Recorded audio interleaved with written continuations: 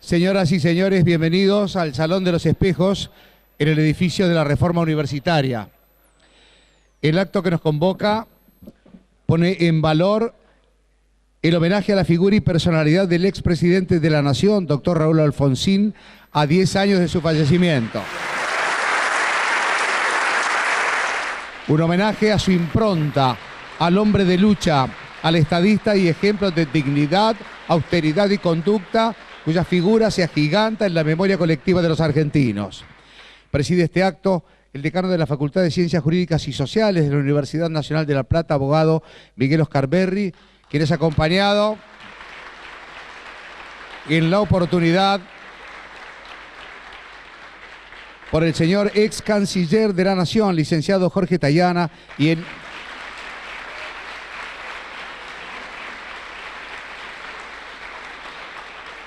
el hijo del expresidente, el doctor Ricardo Alfonsín.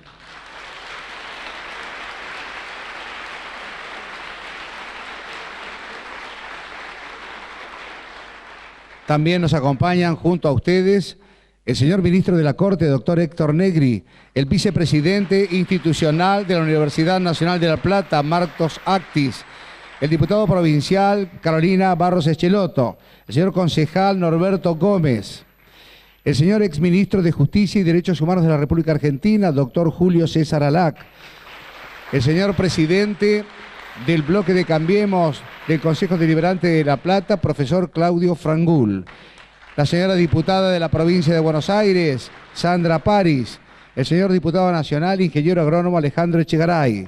Nos acompaña también el señor senador de la provincia de Buenos Aires, doctor Marcelo Di Leo, el presidente del Colegio de Abogados del Departamento Judicial La Plata, doctor Hernán Colli, el señor presidente de la Cámara Federal de Apelaciones de La Plata, doctor César Álvarez. Nos acompaña el señor vicedecano de esta facultad, doctor Hernán Gómez. También nos acompaña el vicepresidente segundo de la Cámara Federal de Apelaciones de La Plata, doctor Norberto Lemos Arias, y la señora presidenta del Consejo Deliberante de la Municipalidad de La Plata, Ileana Cid. Junto a todos ellos, autoridades nacionales, provinciales, municipales y miembros y directivos y consejeros de esta Facultad de Ciencias Jurídicas que nos recibe. Voy a leer una nota de salutación suscrita por el ingeniero Mario Cafiero del Consejo Directivo del Instituto Cafiero. La Plata, 11 de abril de 2019. El Instituto Antonio Cafiero, integrado por 15 universidades y FUDEPA, adhiere al homenaje al doctor Raúl Alfonsín en reconocimiento a su valioso aporte a la recuperación de la democracia y ratificando el compromiso del doctor Antonio Cafiero como jefe de la oposición y gobernador de la provincia de Buenos Aires en su momento por una democracia plena de justicia social basada en el acuerdo entre las principales fuerzas políticas nacionales y populares. Saludamos a sus familiares en este aniversario.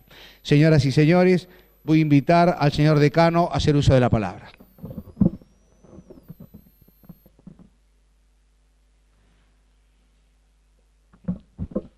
Bueno, buenas noches. Es un gran placer para mí hoy estar con todos ustedes para rendir este homenaje al doctor Raúl Alfonsín. El doctor Raúl Alfonsín significó mucho para todo el país, para la historia de la democracia argentina y marcó fundamentalmente a mi generación. ¿Por qué digo que marcó fundamentalmente a mi generación? Yo tenía 17 años cuando empezaba la dictadura más sangrienta y homicida de que tuvo conocimiento la historia argentina. Era difícil hablar, era difícil discutir, era difícil expresar posiciones. El doctor Raúl Alfonsín ya planteaba las resistencias a ese mecanismo homicida que generaba la dictadura. Participaba de la Asamblea Permanente de los Derechos Humanos. Y cuando se dio la campaña electoral entre 1982 y 1983, los militares que estaban derrumbados después de la derrota en la Guerra de las Malvinas dictaban una autoamnistía. Una autoamnistía que los medios dominantes y algunos juristas que generaban el sentido común en ese momento decían que era válida. Aplicaban viejas doctrinas de los decretos de necesidad y urgencia y decían que debía aplicarse el artículo 2 del Código Penal, con lo cual surgía como un impedimento para llevar a cabo el futuro juicio a la Junta Militar. El doctor Raúl Alfonsín planteaba claramente la necesidad de que esa ley era nula. Se discutió entre dos juristas muy importantes que tiene la historia argentina. Uno de ellos fue Carlos Nino y el otro fue Genaro Carrió, futuro presidente de la primer Corte de la Democracia a partir de 1983. ¿Cuál era la estrategia que íbamos a llevar a cabo? Declarar la nulidad por parte del Congreso y luego la ley se declaró inconstitucional. De esta manera comenzaba un proceso sustancial en la Argentina que iba a ser ejemplo y se iba a proyectar para otras sociedades. El proceso a la Junta Militar, con una diferencia esencial con Nuremberg. Acá no había fuerzas de ocupación. Acá el sistema militar y el sistema de la represión todavía seguía dominado por aquellas mismas personas que habían integrado la dictadura militar. Sin embargo, se creó la CONADEP. Con la CONADEP se averiguó la verdad. Con la reforma del Código de Justicia Militar se pudo obtener la justicia. Es decir, se modificó el proceso judicial de manera tal que muchos juristas también de la época decían que era inconstitucional. ¿Qué importancia tuvo esto? Vino una comisión de juristas norteamericanos, encabezados por Ronald Dworkin, voy a nombrar algunos de ellos nada más, Owen Fisk y Thomas Nagel. Quedaron tan impresionados que luego la traducción del nunca más al inglés fue prologado por Ronald Dworkin, que sabemos es uno de los más grandes filósofos del derecho del siglo XXI y que ha fallecido hace pocos años. Esto también luego se discutió en lo que iba a ser el futuro respecto de la aplicación a los países de la Europa Oriental cuando caía el muro de Berlín. Y en esa discusión, Ronald Dworkin sostenía la necesidad de seguir el ejemplo argentino en el juzgamiento a aquellos que habían cometido delitos de lesa humanidad. Pero este planteo del doctor Alfonsín no terminaba allí. Había millones de parejas que debían vivir en la clandestinidad, casándose en otros países, violando teóricamente la ley de matrimonio civil. Afortunadamente, la Corte Argentina, luego de un gran impulso y movilización, declaró inconstitucional la indisolubilidad del vínculo matrimonial. Eso trajo como consecuencia la ley de divorcio, el reconocimiento de la persona con todas sus atribuciones, la atribución de la dignidad, de la autonomía y de la inviolabilidad. No solo allí terminaba el proyecto en materia de los derechos civiles, aparecía la patria potestad compartida. Las mujeres habían sido excluidas de la posibilidad de decidir el destino de sus hijos. Y allí aparece la patria potestad compartida. Desde el punto de vista de los derechos humanos en materia normativa, fueron muchos los objetivos que se cumplieron. Se aprobó la Convención Interamericana de Derechos Humanos, que este año cumple 50 años. Con ello se logró una gran proyección que hoy tiene la tutela de los derechos humanos, que es el control de convencionalidad por parte de la Corte Interamericana de Derechos Humanos, que constituye un reaseguro específico de los derechos humanos en cada país. Estas circunstancias no agotaran lo que fue el objetivo de Raúl Alfonsín. La transición argentina fue diferente de otras transiciones. Fue una transición de ruptura, a diferencia de la transición chilena, a diferencia de la transición uruguaya, a diferencia de la transición del Brasil, que fueron transiciones acordadas. Raúl Alfonsín, con el objetivo de lograr el proceso de la democracia en toda América Latina, se reunió con Fidel Castro con el objetivo de que dejara de apoyar al Frente Patriótico Martín Rodríguez en Chile y se presentó frente a Reagan en un famoso discurso donde recordó respecto de la deuda que la democracia no solamente eran derechos y libertades, sino distribución de las riquezas y vida digna. Pero además planteó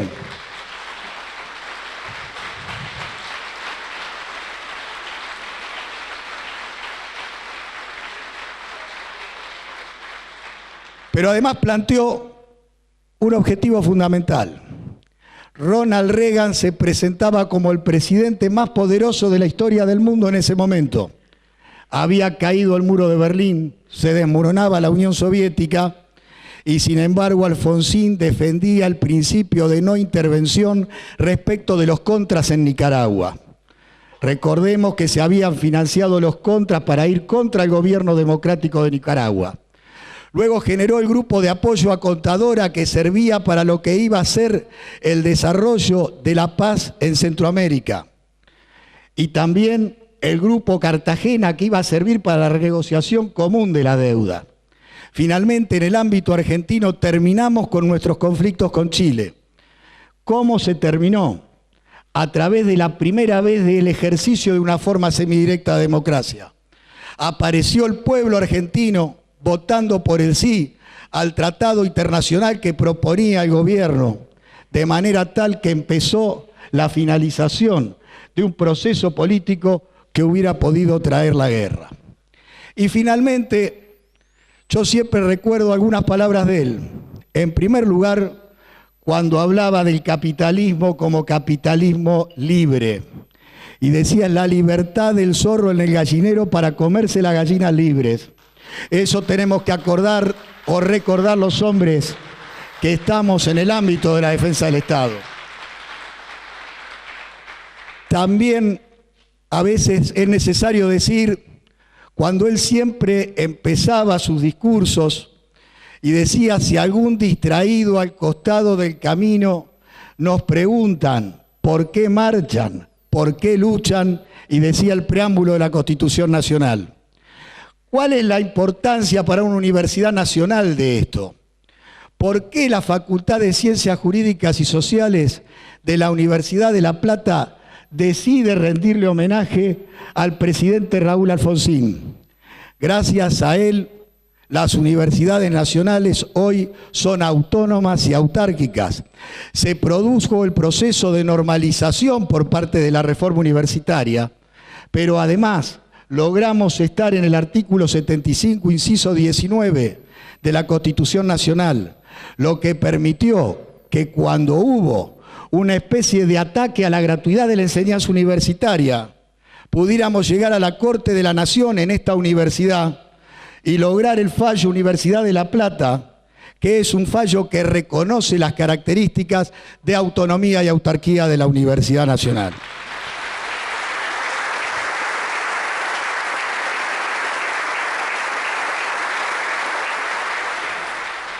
Finalmente, muchos nos decían que éramos unos utópicos porque creíamos en las instituciones, creíamos en la unidad nacional y todavía seguimos creyendo.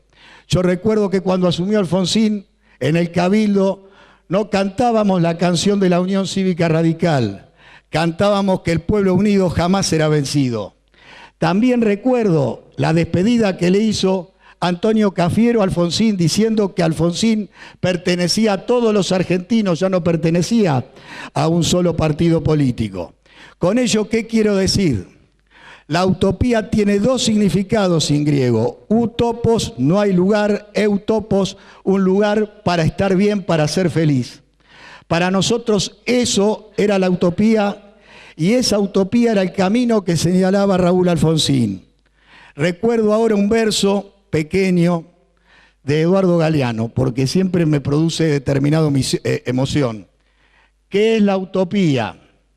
Galeano decía, yo doy 2 pasos hacia adelante, ella da 2 pasos hacia atrás y el infinito se corre 10 pasos. Entonces, ¿para qué sirve la utopía? Para caminar. Yo creo que Raúl Alfonsín nos marcó un sendero en el camino que debemos seguir los argentinos, en el respeto por las instituciones, en el disenso común, en vivir en común y desacordar, tener desistimientos permanentes, pero sin embargo creer que las instituciones van a resolver esas discordancias. Muchas gracias.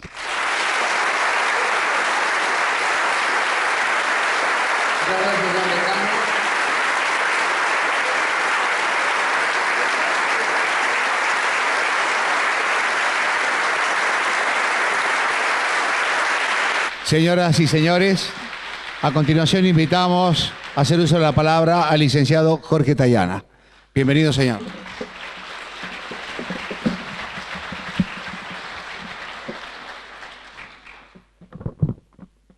Bueno, buenas tardes. Parte de la demora ha sido culpa mía, así que pido disculpas a todos porque el tráfico estuvo muy difícil. Quiero decirles que estoy primero muy honrado, verdaderamente, de estar acá en la Facultad de Ciencias Jurídicas de la Universidad de La Plata, que tiene una larga tradición jurídica de respeto al derecho, y estar en un homenaje a quien fuera en vida don Raúl Ricardo Alfonsín, presidente de los argentinos. Pero primero quiero recordarlo como un militante. Él fue un militante de un partido nacional, de un movimiento nacional, y un militante que recorrió prácticamente todo el camino de la democracia. Fue concejal en su pueblo natal, fue diputado provincial, fue diputado nacional, fue minoría dentro de su partido durante un buen periodo con Renovación y Cambio, pero mantenía una posición clara en su formulación, en su visión del partido, hasta que luego se transforma en el presidente de la Unión Cívica Radical y gana las elecciones y se transforma en presidente de la República. Termina su gestión presidencial en un momento muy difícil de la Argentina y siguió contribuyendo como un militante más, desde su casa, desde el partido, acompañó todo lo que él consideraba que fortalecía la democracia, se opuso a todo lo que él pensaba que la debilitaba, y la verdad es que dio un ejemplo de vida extraordinario, de convicción democrática, de convicción acerca de una democracia con justicia y de compromiso militante. Y eso es lo primero que quiero destacar de él. Fue un hombre de la democracia, pero fue sobre todo un militante comprometido. Y eso creo que tenemos que valorarlo todos.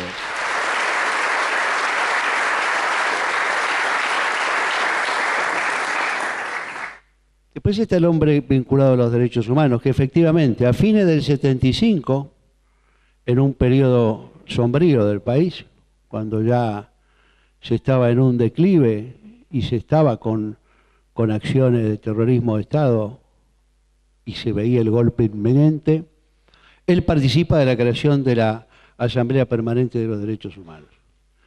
Es un organismo que aún está, yo me siento honrado de ser parte de él, y la verdad que ahí él mostró también su sensibilidad en un tema que obviamente en ese tiempo y en los años de la dictadura genocida se transformaría en un problema vital, literalmente, para los argentinos. Por eso es que él quizás es el que mejor comprendió qué es lo que tenía que pasar de la dirigencia política cuando luego del derrumbe de los militares se produce la apertura democrática y viene el proceso electoral.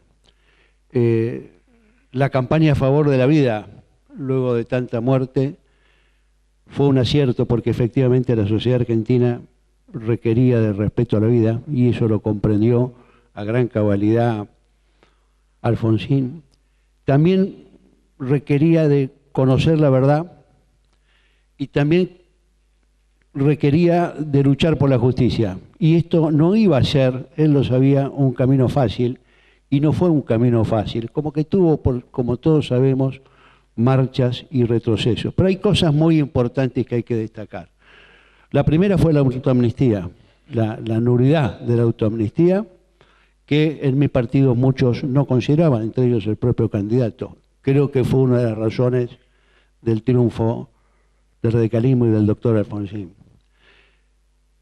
La Comisión de la Verdad, para conocer la verdad, para poner en blanco sobre negro lo que era solo las denuncias que habían hecho los organismos de familiares y lo que se había podido presentar ante aquella visita histórica de la Comisión Interamericana en septiembre de 1979. La CONADEP sirvió para hacer conocer la verdad y para poner presión en una sociedad que quería el juzgamiento de los militares al que no estaban dispuestos. Y por eso él agotó los medios institucionales. Primero, dejó que efectivamente los militares juzgaran a los militares.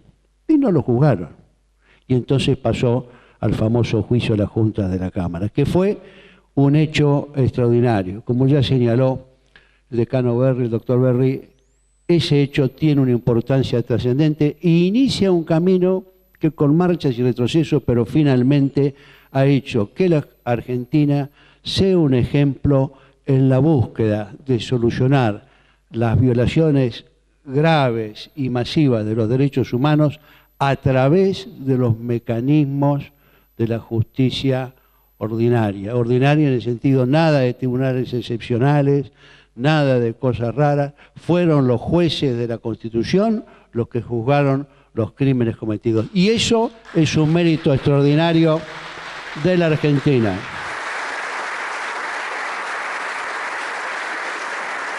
Se dirá que ese ha sido un camino muy largo, se dirá muchas cosas, pero lo cierto es que creo que eso es un ejemplo que nosotros como argentinos y como política de Estado a esta altura, salvo minorías que todavía quieren tapar algunos de sus crímenes, es un camino que la sociedad argentina valora de una manera completa.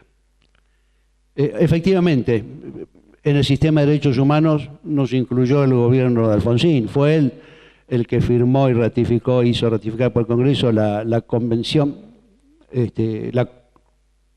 americana y también la aceptación de la competencia contenciosa de la Corte Interamericana y abrió las puertas también a todo el sistema de Naciones Unidas, no solo al sistema regional, que por las características de lo que había sido la Comisión Argentina tenía un peso y una importancia extraordinaria. Yo quiero recordar algunas otras cosas del gobierno de Alfonsín que contribuyeron a reparar heridas, a crear base para una democracia más sólida y a cumplir con gente o con personas que estaban muy castigadas. Una son el comienzo de las políticas de alguna manera de reparación hacia la dictadura. La reincorporación de los cesantes en las empresas del Estado, la posibilidad de la consideración jubilatoria para los términos de los que ellos habían sido cesanteados o declarados prescindibles, la reincorporación de funcionarios, por ejemplo, del servicio exterior que habían sido separados y echados por razones políticas, la política que se dio desde el CONICET para facilitar la reincorporación de todos los que habían estado exiliados en la carrera y en el sistema de becas, lo que se llamaba las becas de actualización, que luego dan acceso a las becas de perfeccionamiento, de formación superior, de ingreso a carrera, es decir, una política científica también dedicada a sanear, a juntar, a reparar. Y la creación del Consejo de Consolidación de la Democracia, que fue coordinado por el doctor Carlos Nino, que mencionó el decano, y que cumplió un rol de mostrar a distintos sectores de la política argentina y también representantes de sectores sociales y académicos en un diálogo que no había sido frecuente en el pasado y que daba muestras de la idea de poder construir desde la perspectiva nacional una nueva convivencia en la Argentina. No solo estuvo el Consejo de Consolidación de la Democracia, mi papá fue miembro del mismo, así que yo lo recuerdo bien eso, sino también estuvo un congreso pedagógico importante que debatió un tema que hoy seguimos debatiendo como muy importante, que es la educación de la Argentina. Es decir, hubo varias iniciativas que tuvieron que ver. Y en la lucha por una democracia con mayor justicia social, obviamente todos sabemos las dificultades que enfrentó, las dificultades del mundo financiero, los 80 son los años de la deuda externa, había mucha conflictividad social, todos los recordamos los paros, yo participé y apoyé los paros porque estábamos enfrentados políticamente, pero lo cierto que los que impedían la posibilidad de desarrollar la justicia social en Argentina eran esos grupos económicos concentrados que hoy todavía siguen ejerciendo un poder desmedido en contra de la mayoría.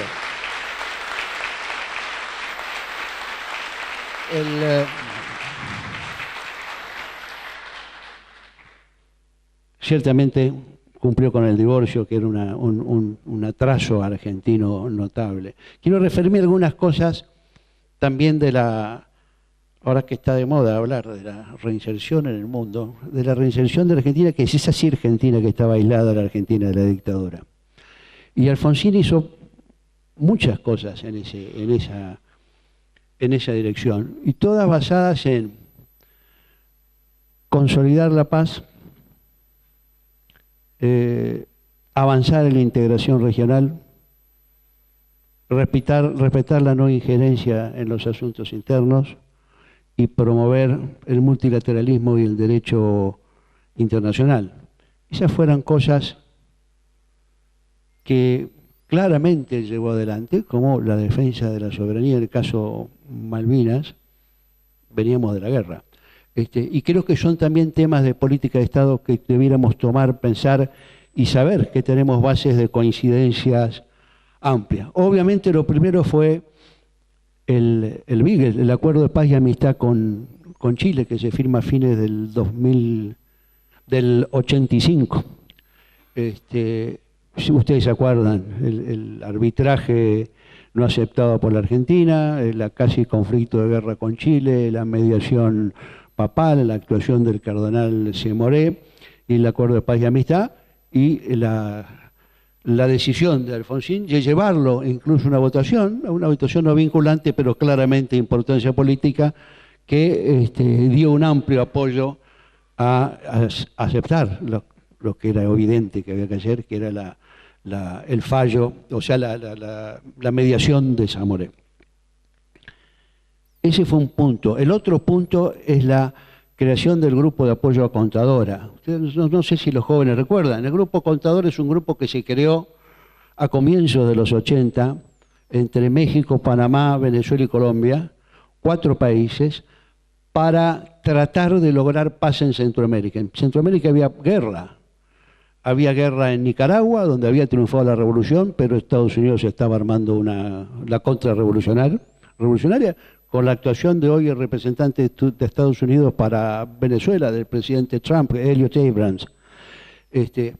Había otro conflicto armado interno en Guatemala y había un conflicto armado interno en El Salvador, sangrientos, muy, muy duros. Y la presencia de Estados Unidos apoyando a las dictaduras y a los contras en el caso de Nicaragua, y llevando a esa situación, a esa región, a un desastre. Y los 4 países decidieron meterse, y se llamó Contadora, porque hicieron una reunión en la isla de Contadora, que está sobre el Pacífico frente a Panamá, y decidieron tomar en sus manos la posibilidad de hacer acuerdos y lograr una solución negociada a los conflictos. Eso finalmente se logró y fue extraordinario y dio origen a los acuerdos de Esquipulas, y hizo que incluso le dieran el Premio Nobel de la Paz a Oscar Arias de Costa Rica. Varios dicen que tendrían que haberse dado a todos los presidentes, pero bueno, se lo dieron a Oscar Arias porque era más amigo de Estados Unidos.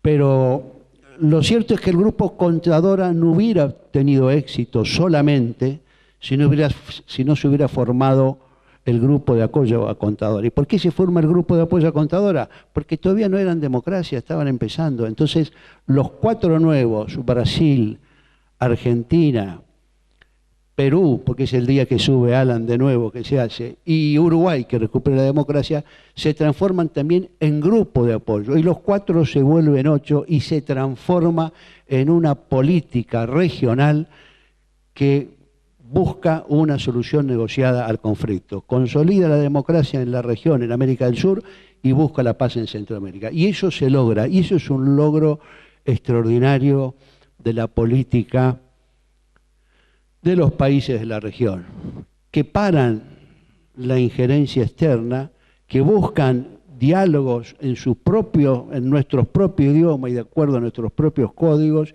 y que logran un acuerdo extraordinario. Y ese es el origen del Grupo de Río, que es un grupo de diálogo, un grupo de concertación política, que se creó en Río en el 86 y que duró hasta el 2010, y que en ese grupo tuvo el doble trabajo de hacer la paz y llevarla adelante en Centroamérica y de acompañar las transiciones y la consolidación de la democracia en América del Sur, en nuestro caso Argentina. Esa es otra obra perdurable, y de esa tarea, de ese Grupo de Río, salieron muchas cosas. Salió la base de lo que hoy es lamentablemente paralizada la CELAC, y salió buena parte también de lo que fueron los entendimientos que existieron en Lunasur y que en parte se trasladaron al Mercosur en su momento. Por ejemplo, el apoyo al reclamo de la soberanía argentina de las Malvinas, pero no la posición de Naciones Unidas que dice que deben dialogar sobre la soberanía, sino el apoyo que dice, no, las Malvinas pertenecen a la Argentina y al pueblo argentino, y eso es lo que ha sostenido desde siempre el Grupo de Río, y lo sostuvo siempre. Entonces,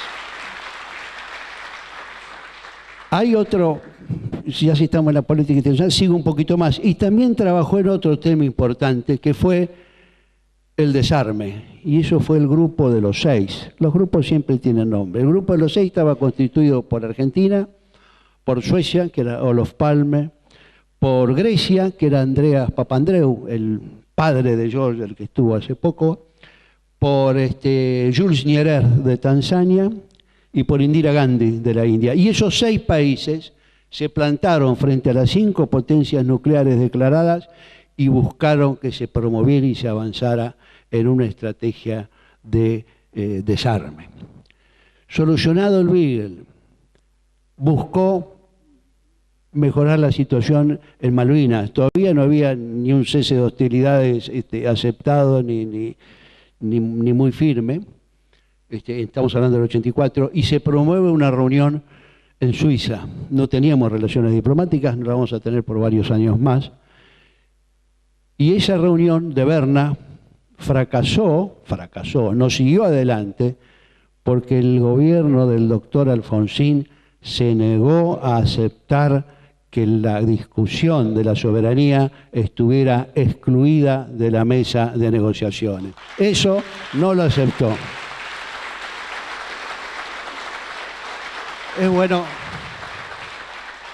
Es bueno tenerlo presente porque, repito, vemos algunas continuidades en gobiernos nacionales, incluso de distintos signos, y lo que tenemos que hacer es fortalecernos y no dejar que otros nos sumen divisiones y nos pongan más piedras en las diferencias. Otro elemento muy importante fue el avance estratégico en la relación con Brasil. La historia de Argentina y Brasil, de Brasil y Argentina, era una historia de competencia, de la época del Tratado de Tordesillas, de la época del avance lusitano y español en la región. No olvidemos que la bella ciudad de Colonia, a la que mucho nos gusta ir de fin de semana, fue fundada en 1680 por Pedro de Lobo, un portugués como un punto portugués, y tuvo que entregarlo a España. Creo que lo entregó en 1713 con la paz de Utrecht, pero se fundó ahí. O sea que siempre ha habido una competencia, y todos conocemos la historia, incluso el resultado de la guerra con el Brasil de 1826-1828 y el nacimiento de la República Oriental de Uruguay concebido como un cierto estado tapón. Pero la verdad es que durante mucho tiempo la competencia y la rivalidad existió entre ambos países. No muy lejos, en los años 60, comienzo de los 70, ya el gobierno de Perón del 73 y de Cámpora, eso ya habían cambiado eso, pero hasta casi ahí se llega con el debate fuerte por el tema de las represas, aguas arriba y aguas abajo, qué acuerdos o no había que hacer. Y la verdad que con la recuperación de la democracia en Brasil, en el 85, el 30 de noviembre, se puso un gran acuerdo en Foz do Iguazú entre el presidente Sarney y el presidente Alfonsín, y ese acuerdo tiene varios aspectos y va a llevar despacio un acuerdo amplio de colaboración, pero tiene un eje central, que es la colaboración y la generación de confianza en el desarrollo nuclear de ambos países. Es la base de que el desarrollo nuclear debe ser con fines pacíficos y se colabora conjuntamente. Y a partir de ahí se van a sentar las bases de lo que poco después que termine el gobierno de Alfonsín, ya en el 90-91, va a ser la creación de la ABAC, la Agencia Brasileña y Argentina de Control de Combustibles Nucleares, y la ratificación de manera conjunta de los dos países del TNP, el Tratado de No Proliferación Nuclear. Es el único acuerdo binacional que existe en el mundo de colaboración nuclear. No hay nada parecido a lo de Argentina y Chile. Esto es una cosa que se terminó de realizar en el 91, pero que le debe mucho a esa reunión, ese encuentro de Alfonsín del 30 de noviembre del 85 y los acuerdos posteriores. Este fue también otro paso extraordinario. No podría haber existido el Mercosur si no se generaba otra dinámica en la relación entre Argentina y Brasil. Y es difícil pensar en la integración de la región si no hay integración entre Argentina y Brasil. Y es difícil pensar en el desarrollo de la región si no tenemos en marcha esa integración. No está pasando por el mejor momento, está pasando por momentos difíciles, pero igual no tenemos que perder de vista ese tema y esa importancia estratégica. Bueno, he hecho una recorrida, no quiero hablar de más, todos queremos escucharlo a Ricardito, pero quiero terminar reafirmando mi gran respeto al doctor Alfonsín, al que tuve la suerte de conocer y tratar y escuchar, y creo que es un hombre sin duda de la democracia, sin duda del respeto al Estado de Derecho, sin duda un hombre con vocación de patria grande, con vocación por la integración, por la no injerencia en los asuntos de otros estados, por el respeto a la tradición latinoamericana y a la doctrina Drago y Estrada. Un hombre que siguió militando toda su vida, que tuvo una gran humildad, y un hombre que además nos ha dejado un concepto de democracia que yo quiero insistir y rescatar. Él comenzó diciendo con aquello de con la democracia se come, se cura y se educa. Y no fue una cosa que fuera visible, no fue visible, porque la verdad es que esa es la gran deuda que tenemos la democracia en la Argentina. La democracia en la Argentina debe lograr un desarrollo sustentable, con justicia social y con posibilidades de progreso, con democracia y con libertad para todos los argentinos. Y mientras no lo hagamos,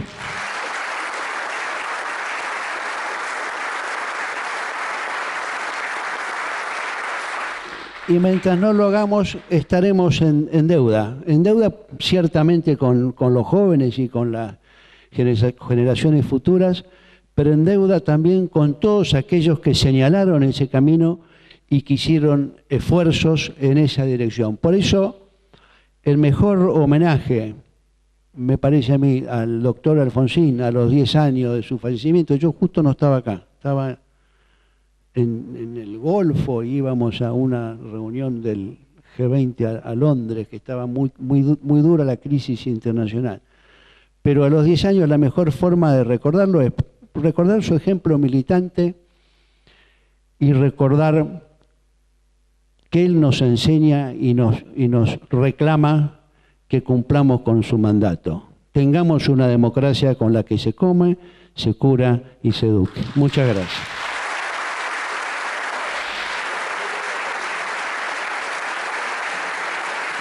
Muchas gracias.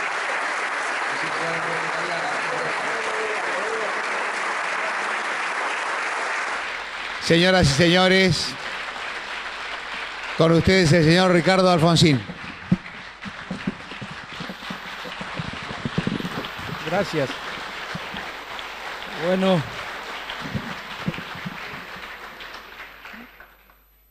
muchas gracias. Estimado Miguel Berry, decano de la Facultad de Ciencias Jurídicas y Sociales, muchísimas gracias por este homenaje que le rinden a la figura del ex presidente de la última transición, estimado doctor Jorge Tayana. Muchísimas gracias por tus palabras, que sé que son además muy sentidas y sinceras. Gracias, Miguel, también a vos por lo que dijiste. Miren, a mí me comprenden las generales de la ley, de manera que voy a hacer una reflexión breve acerca de la deuda a la que aludió el doctor Tayana, que tiene no la democracia.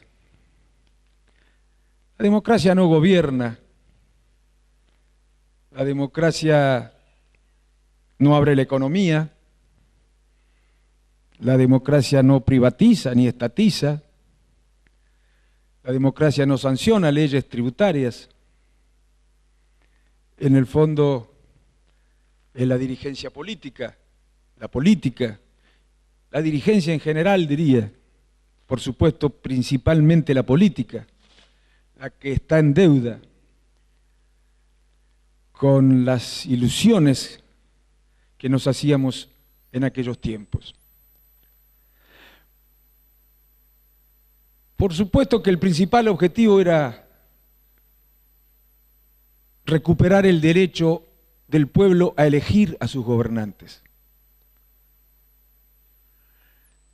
Y las libertades que el ejercicio de ese derecho suponen. El principal objetivo era recuperar la democracia política, la democracia electoral, la democracia formal, si ustedes quieren. El otro día decíamos, en un homenaje, recordábamos las palabras que Raúl Alfonsín pronunciara ante un conjunto de intelectuales europeos que relativizaban lo que llamaban la democracia formal.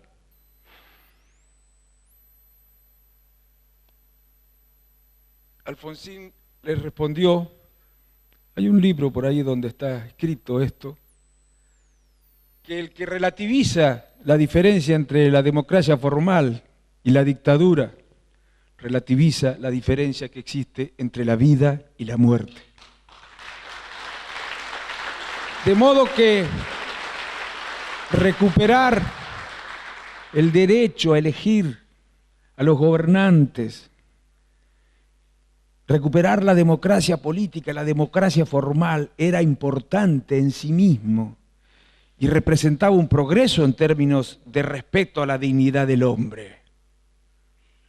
No solo porque se lo permitía participar en la organización de la sociedad a través de sus representantes, sino porque las libertades que supone la democracia formal hacían que se terminara con las torturas, con las muertes, con los encarcelamientos, con las desapariciones. Era evidentemente un progreso extraordinario en términos de dignidad humana. Pero también es cierto que esa democracia política, que esa democracia electoral, tenía un costado, una dimensión instrumental, si ustedes quieren. No me gusta utilizar estas palabras. ¿Qué quiero decir? Nosotros pensábamos que recuperado para el pueblo el derecho a elegir, podríamos avanzar también hacia la satisfacción de derechos económicos y sociales fundamentales. Pensábamos que recuperado el derecho del pueblo a elegir a sus gobernantes, podríamos avanzar hacia lo que acaba de aludir Jorge, de la democracia política a la democracia social. ¿Qué es esa democracia? Con la que se come, con la que se cura y con la que se educa. Alfonsín decía, algunos tomaban en broma este mandato orientador, digamos, tomaban en broma. Alfonsín decía que si en un país hay gente que no come, no se puede educar o no se puede curar, es un país cuya democracia es renga, incompleta. Eso no se resuelve renunciando a la democracia formal. Se resuelve profundizando la democracia. De manera que yo diría que esa es la deuda que tenemos, la deuda con la democracia social entendida en este sentido. Si ustedes quieren, es la deuda con el desarrollo, que no es lo mismo que el crecimiento. Puede haber crecimiento sin desarrollo. Es difícil que haya desarrollo sin crecimiento, pero sí puede haber crecimiento sin desarrollo. Hay muchos ejemplos en el mundo de países que han crecido y no han mejorado el nivel de vida o el bienestar general de sus habitantes o sus ciudadanos.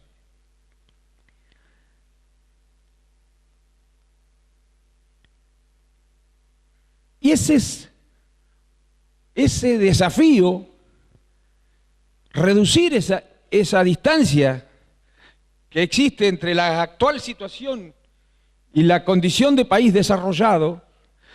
Yo sé que puede haber una discusión en este sentido, porque hay una discusión técnica, económica, acerca de qué es el desarrollo, pero les pregunto a ustedes, un país con 35% de pobres, un país con casi el 40% de trabajo negro, un país con educación deficitaria como tiene la Argentina, un país en el que la mitad de los chicos, de los jóvenes no tienen ni trabajo ni estudian, un país con una economía primarizada y con escaso desarrollo científico y social, un país con los niveles de insatisfacción de derechos fundamentales que tiene como el nuestro, no es un país que no ha alcanzado el desarrollo. Bueno, ese es el desafío. Ahora, muy bien, y aquí rescato una idea de Alfonsín y muchos otros políticos que para mi gusto debería reivindicarse más. Por supuesto, Alfonsín era absolutamente consciente, como cualquier político, que la política, que la convivencia social es conflicto.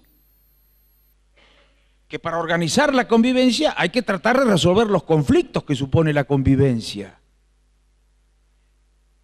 Que la política es disenso. Pero Alfonsín también decía que la política es consenso. No todo requiere del consenso, naturalmente. Ahora, lo que decía Alfonsín es que hay problemas que por su complejidad, por las dificultades que existen para resolverlos y por el sufrimiento que causan, requieren del esfuerzo conjunto, requieren del consenso entendido como el acuerdo al que se arriba a partir de concesiones recíprocas, a partir del hecho de que los que se comprometen en el diálogo y en la deliberación acerca de cómo resolver esos problemas ceden un poco. Claro que a todos nos gustaría hacer en todas las ocasiones y con relación a todos los temas todo lo que querríamos hacer y que se pudieran aplicar el 100% de nuestras políticas. Va a ser exactamente lo que creemos que hay que hacer. Porque creemos que tenemos la mejor respuesta, porque creemos que somos los mejor inspirados, porque tenemos los mejores hombres para implementarlas. Pero hay un problema, que la política no es solo cuestión de buenas intenciones, buenas ideas y buenos programas. La política es poder también. Para ser más claro, la política es correlación de fuerzas, relaciones de poder. Yo lamento que no se haya teorizado lo suficiente o analizado suficiente en la teoría política este concepto tan importante en política, el de la correlación de fuerzas. Miren, recién Jorge hablaba de la diferencia que existía entre la propuesta de la Unión Cívica Radical y la del justicialismo en la década del 80 con relación a la ley de autoamnistía. Miren, por supuesto nosotros proponíamos la derogación de la ley de autoamnistía. El justicialismo no, pero no fue, y sinceramente lo digo, no era una renuncia o una claudicación. Esa posición tenía que ver con el hecho, y muchos en el partido sostenían lo mismo, de que creían que no estaba dada la correlación de fuerzas como para avanzar en el juicio a los militares, porque pensaban que si lo hacíamos podían volver las interrupciones institucionales y vuelta otra vez con la violación de los derechos humanos.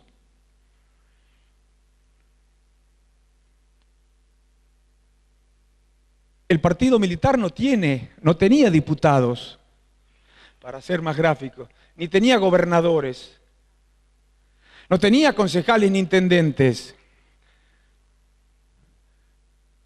pero tenía poder, ¿eh? No es el del Estado, el del Parlamento, el de los gobiernos, el de los consejos, el único poder que existe en la sociedad. Yo puedo tener las mejores intenciones, como decía, las mejores ideas. Incluso en el campo de la política lograr los acompañamientos necesarios, pero hay otros poderes en la sociedad que pueden vetar, bloquear, hacer fracasar esas mejores ideas y mejores intenciones si la correlación de fuerza les es adversa. Y eso es lo que pasa en muchísimos casos. No a la hora de definir objetivos. ¿Quién puede decir, yo quiero una sociedad desigual, con concentración de la riqueza? ¿Quién puede decir, yo quiero una sociedad insegura? ¿Quién puede decir, quiero una sociedad que no garantice excelencia en la educación para todos? O que no le garantice a todos el derecho a la atención médica. ¿Quién puede decir semejante cosa? En eso nos vamos a poner de acuerdo todos. En donde van a aparecer las diferencias, o van a aparecer las diferencias a la hora de definir los instrumentos, los caminos, las medidas a partir de las cuales podemos llegar a garantizar esa sociedad en cuyos objetivos coincidimos. Ahí aparecen los intereses enfrentados. Allí aparece el poder enfrentado. Y hay muchísimos de estos casos. Si pensamos en un país desarrollado, en el que la relación de fuerzas hay que saberla medir muy bien. Algunos creen que transigir, que ceder un poco, es claudicar. Miren, la historia también lo demuestra, ¿eh? La intransigencia, esa inflexibilidad, suele ser en los hechos, paradójicamente, muy funcional al statu quo, muy conservadora, por no decir reaccionaria. Hay casos en los que tenemos que acordar, que tenemos que hallar soluciones de compromiso. También la historia lo demuestra. La política ha dado lo mejor de sí misma cuando llegó a acuerdos. Cuando hubo que enfrentar problemas complejos, reitero, no se trata de que nos atribuyan porque decimos estas cosas de que caemos en eso que llaman la ilusión del consenso. No hay conflicto, no hay diferencia, todos piensan igual y nos podemos poner de acuerdo. No es así. Por supuesto que hay diferencia. Miren, yo le voy a dar un ejemplo. La transición democrática, esa de la que nos enorgullecemos los radicales, y yo lo digo con absoluta franqueza, haber logrado ese objetivo, además juzgando a la Junta, no fue obra de un presidente, no fue obra de un partido, ni de un gobierno. Yo soy de los que creen que no hay transformación posible en una sociedad democrática si no hay una mayoría que acompañe esa transformación, buena o mala. Hubiera sido imposible lograr el objetivo principal de aquella transición sin el acompañamiento de la inmensa mayoría de los argentinos y del conjunto de la fuerza política del país. todas, con sus más y sus menos.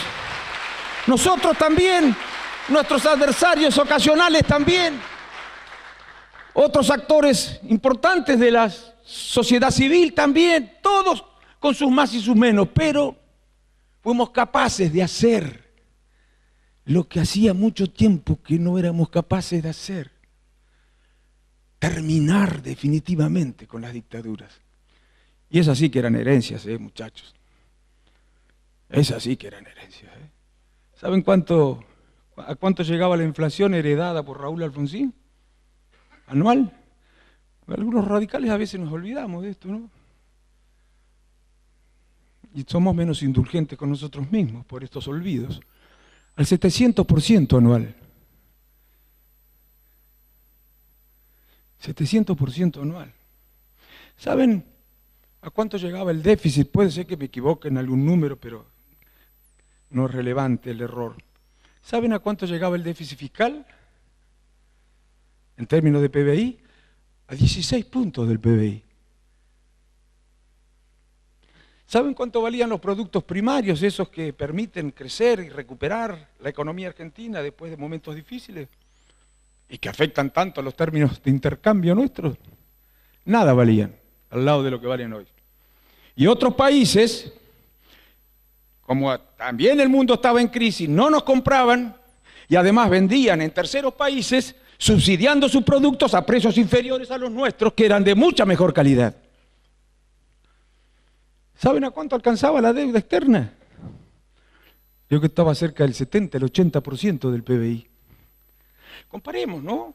Si alguno se acuerda de los indicadores del 2015, que hasta radicales decían que eran los peores, los que configuraban la peor herencia de la historia argentina. ¿Saben a cuánto llegaba la tasa de interés que afectaba la deuda externa argentina? Chicos, hoy está cara, creo que debe estar al 2, 13, a nosotros nos penalizan por las dificultades que tenemos. Bueno, en aquel tiempo también nos penalizaban, porque además estábamos en cesación de pagos. Habíamos dejado de pagar la deuda, porque habíamos ido a la guerra con Malvinas y una de las decisiones del gobierno militar era dejar de pagar la deuda externa. ¿Saben a qué nivel llegaban los intereses?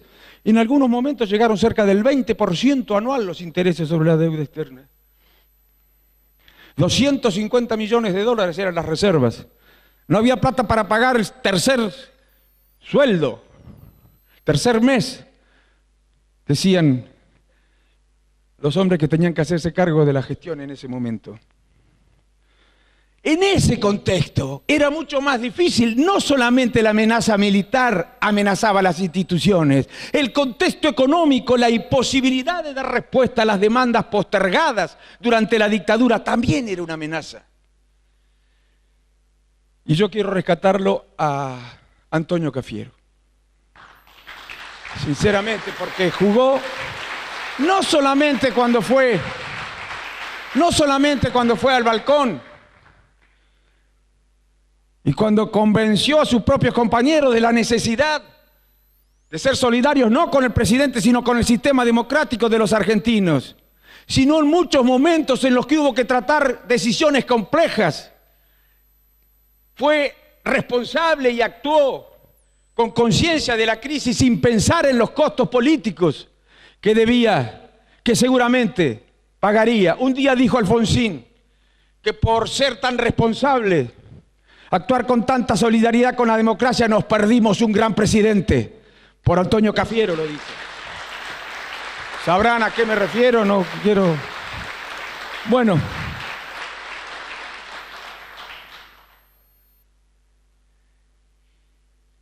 Para lograr consenso hay que terminar con la grieta.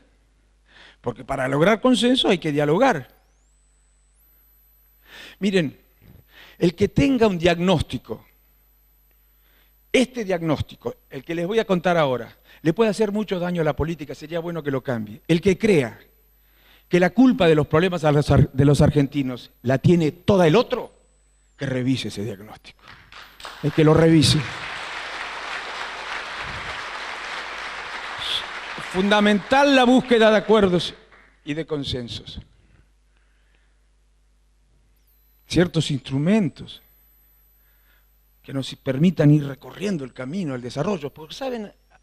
Otra cosa, es difícil porque se trata de problemas complejos, pero además es difícil porque esos problemas, para ser resueltos, requieren tiempo. Eso ya hace que la cuestión sea compleja.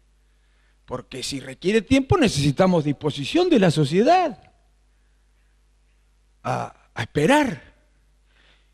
Y disposición de la sociedad a hacer un esfuerzo, por supuesto.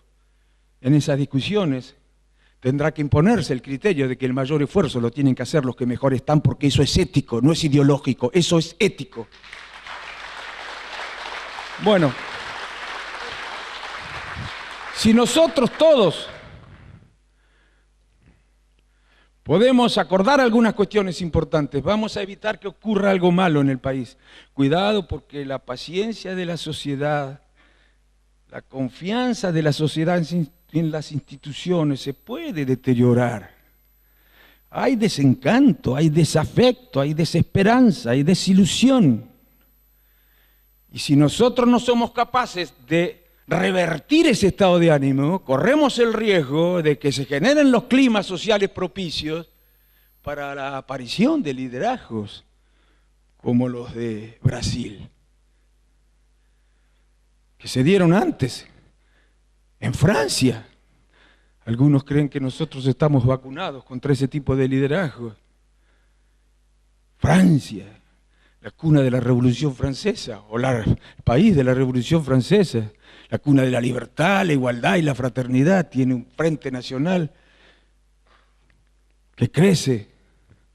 Austria, Holanda, Alemania, España, están apareciendo ahora liderazgos de estas características. ¿Que creen que es casual que países tan distintos y simultáneamente se aparezcan liderazgos de esta naturaleza? ¿Qué creen que es casualidad? ¿No creen que hay alguna razón para que la mayoría o una proporción creciente de ciudadanos vayan descreyendo del sistema y busquen por afuera del sistema? No digo que busquen por afuera de la política, aunque se utilice una palabra que da esa impresión. Buscan en la antipolítica, que no es la no política, es la forma más perversa de la política. Y nosotros tenemos que procurar, todos los partidos políticos, incluso los partidos de derecha y liberales, que estas cosas no ocurran. Yo creo que este es el camino, perdónenme que me extendí más, Miguel y Jorge, de lo que quería. Creo que así como fuimos capaces en la transición de arribar a ciertos acuerdos fundamentales, y miren que nos peleamos, pero eso era intocable. Ese objetivo principal, a eso nadie renunciaba ni nadie lo quería poner en riesgo, de manera consciente por lo menos. Creo que hoy tenemos que ser capaces de actuar de esa manera, para recuperar la confianza de la sociedad en las instituciones, en la política, y para recuperar la esperanza de la sociedad, ya no por razones partidarias. No es bueno, sufre la gente cuando no tiene esperanzas. Tenemos que tratar de que se recupere la esperanza de la sociedad en un horizonte compensador. Esto nos desafía a todos los partidos políticos. Y yo espero que podamos un día, tal vez 10 años después de, no, ¿cuántos son? Llevamos de democracia 36, tal vez menos, mucho menos, podamos decir que fuimos capaces de acordar algunas cuestiones entre todas las fuerzas políticas, los actores del trabajo, los sectores de la economía, para empezar a recorrer ese camino que recupere la confianza y las expectativas de la sociedad. Muchísimas gracias.